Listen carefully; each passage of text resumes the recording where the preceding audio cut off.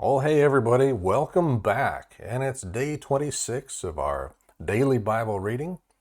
And today we're going to be doing Genesis chapters 41 and 42. So, here we go. Joseph interprets Pharaoh's dreams. Chapter 41.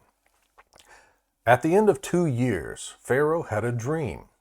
He was standing beside the Nile when 7 healthy-looking, well-fed cows came up from the Nile and began to graze among the reeds.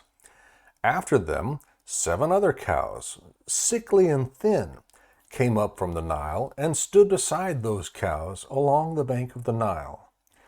The sickly, thin cows ate the healthy, well-fed cows. Then Pharaoh woke up. He fell asleep and dreamed a second dream. 7 heads of grain, plump and good, came up on one stalk. After them, 7 heads of grain, thin and scorched by the east wind, sprouted up.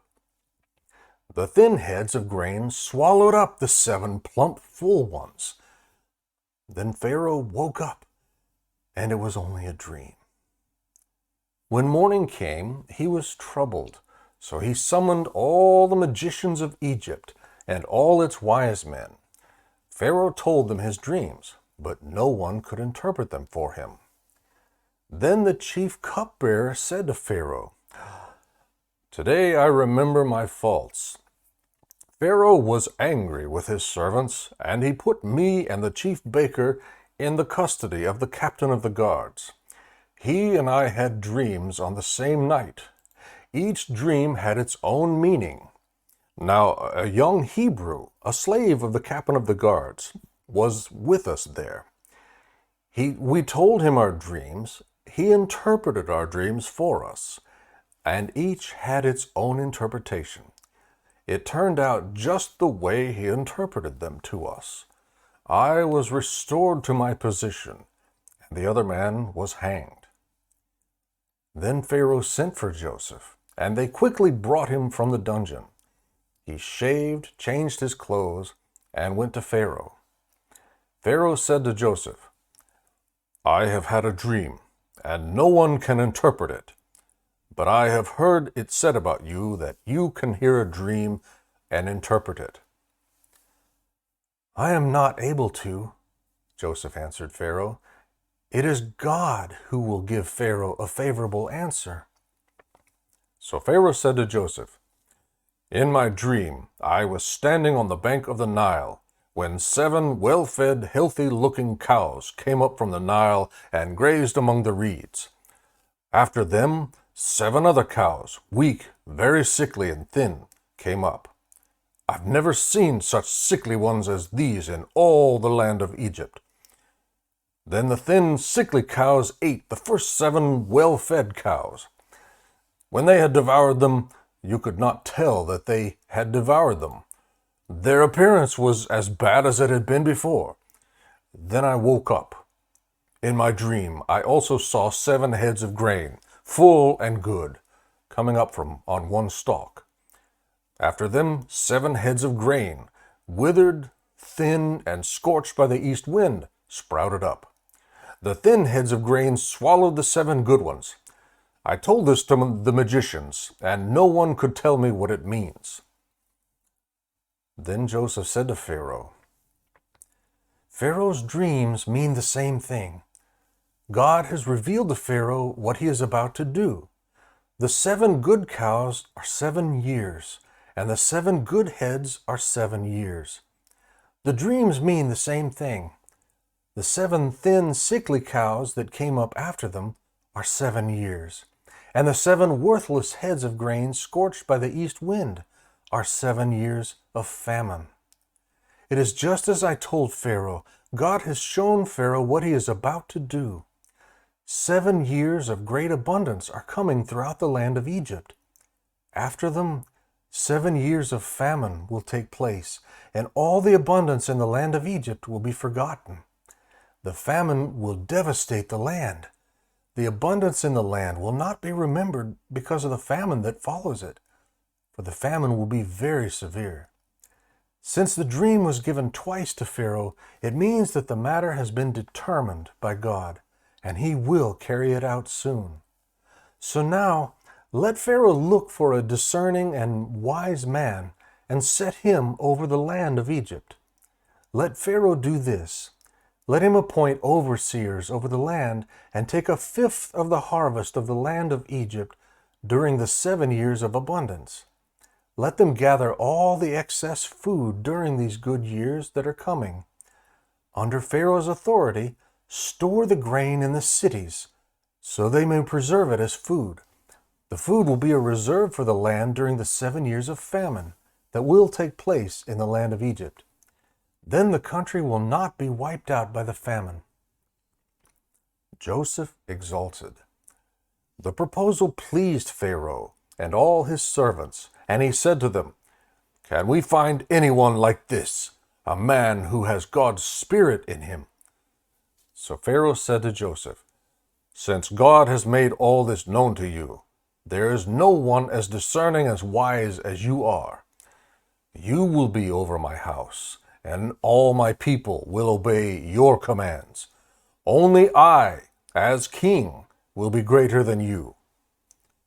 Pharaoh also said to Joseph, "See, I am placing you over all the land of Egypt."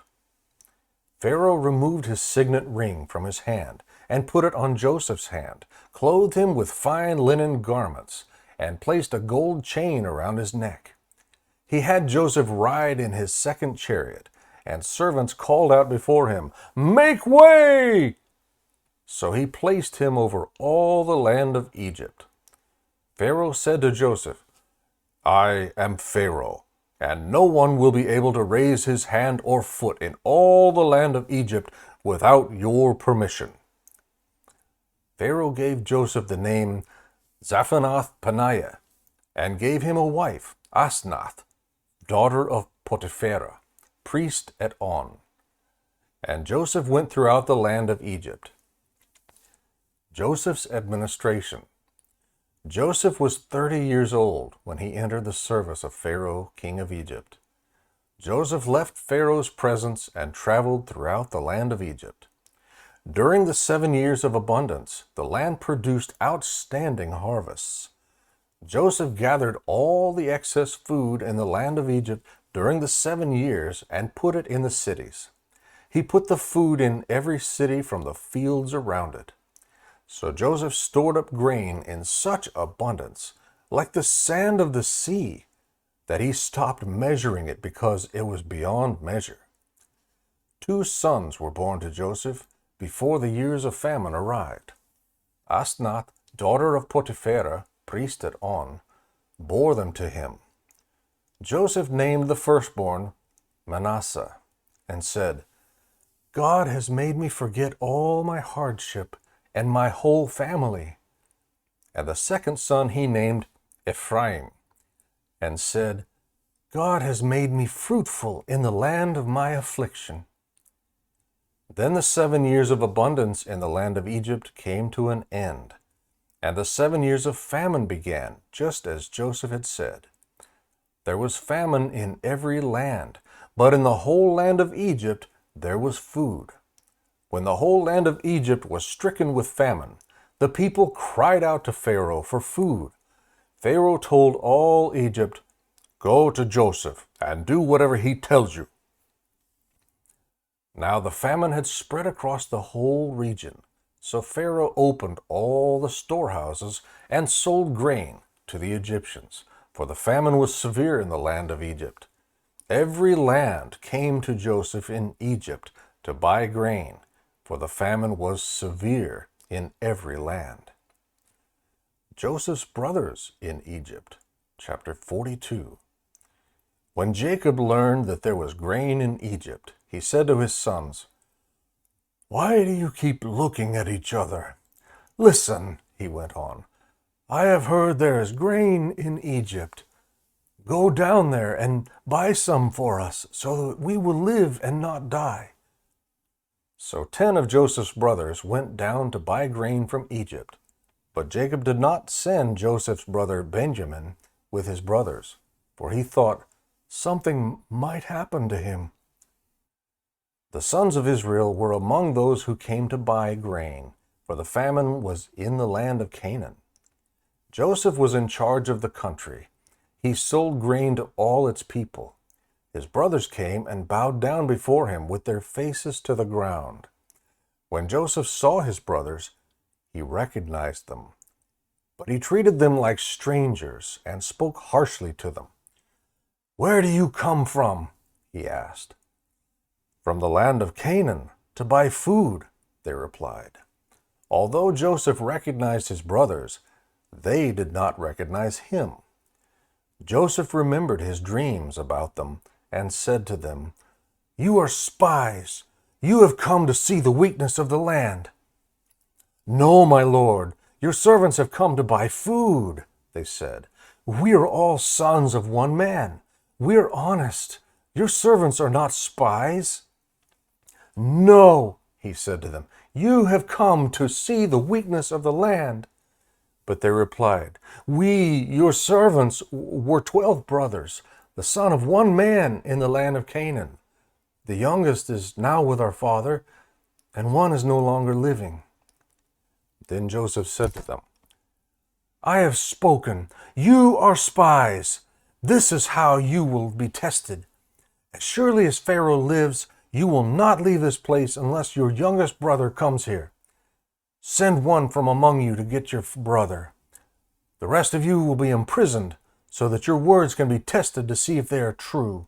If they are not, then as surely as Pharaoh lives, you are spies." So Joseph imprisoned them together for 3 days. On the 3rd day, Joseph said to them, "I fear God. Do this, and you will live. If you are honest, let one of you be confined to the guardhouse, while the rest of you go and take grain to relieve the hunger of your households. Bring your youngest brother to me, so that your words can be confirmed. Then you won't die." And they consented to this. And then they said to each other, "Obviously we are being punished for what we did to our brother. We saw his deep distress when he pleaded with us, but we would not listen. That is why this trouble has come up to us." But Reuben replied, "Didn't I tell you not to harm the boy? But you wouldn't listen. Now we must account for his blood." They did not realize that Joseph understood them, since there was an interpreter between them. He turned away from them and wept. When he turned back, he spoke to them. He took Simeon from among them. He took Simeon from them and had him bound before their eyes. Joseph then gave orders to fill their containers with grain, return each man's silver to his sack, and give them provisions for their journey. This order was carried out. They loaded the grain on their donkeys and left there. The brothers returned home. At the place where they lodged for the night, one of them opened his sack to get feed for his donkey, and he saw his silver there at the top of his bag. He said to his brothers, "My silver's been returned. It's here in my bag." Their hearts sank. Trembling, they turned to one another and said, "What has God done to us?" When they reached their father Jacob in the land of Canaan, they told him all that had happened to them.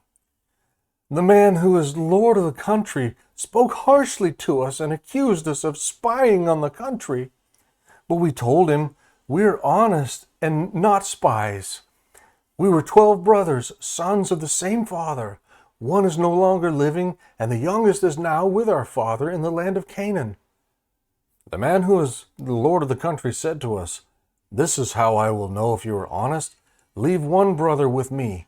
Take food to relieve the hunger of your households, and go. Bring back your youngest brother to me, and I will know that you are not spies, but honest men. I will then give your brother back to you, and you can trade in the country.'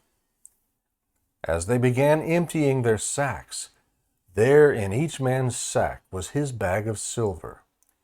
When they and their father saw their bags of silver, they were afraid.